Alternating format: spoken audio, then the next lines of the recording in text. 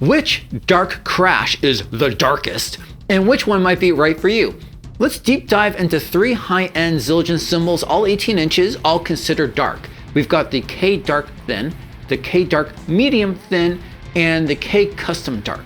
Starting on my left with the Thin Dark, this is going to be a little bit lower pitched than what you would find on a standard K crash. Because it's a thin, it's going to open up quickly and decay quickly.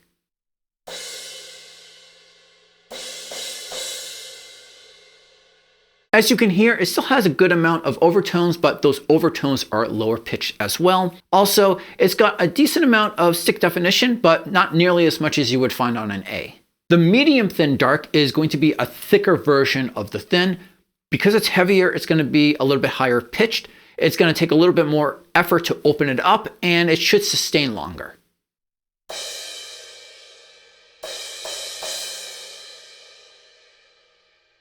Thanks to that increased weight, the medium thin is going to have more stick definition compared to its thin sibling. Note, however, that the medium thin is only available in a limited set of sizes, 16 inches and 18 inches, whereas the thin has a few more options. Last but not least is the K Custom Dark. This one is actually quite different compared to the others.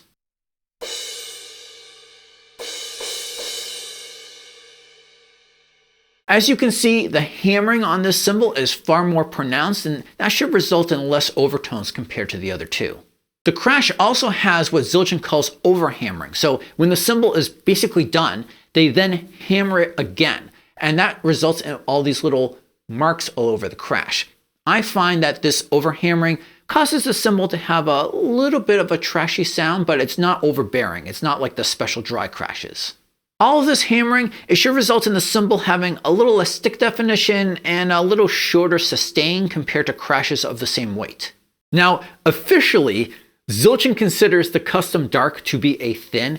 However, the actual weight I have places it closer to the medium thin than it does to the thin. So even though the Custom Dark has all this other hammering, which should lower the pitch, that increased weight places the pitch in between the other two. A quick note on the recording setup before the sound samples, I'm running a pair of Earthwork brand overheads. Those are omnidirectional, running into an A-Design Pacifica preamp, and then there's no other processing on those tracks other than phase correction. My other tracks will have additional processing though.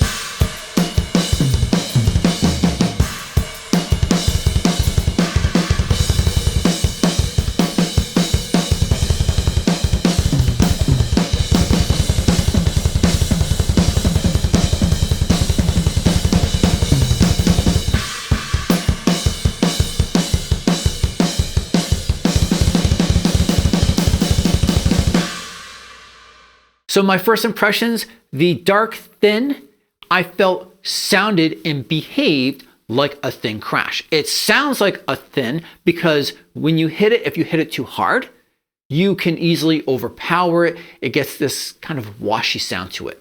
That's as opposed to the custom dark, which did not sound like a thin. It definitely sounds more like a medium thin because it's not so easy to overpower it. The behavior of the dark thin was also very much like that of a thin. If you're riding on a crash, sometimes it's hard to control the crash because it might be moving around so much. The heavier the cymbal is, the easier it is to control. So the behavior of the thin dark was very much like a thin.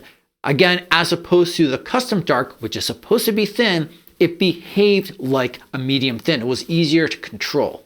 As far as the sound's concerned, I am a bit of a heavier hitter, and so typically I would be overpowering this dark thin. I did appreciate the lower pitch that I was able to get out of it, but it was just, I was just kind of getting too washy for me. I didn't really like it. So in that regard, I liked the sound from the medium thin, even though it was a bit higher pitch.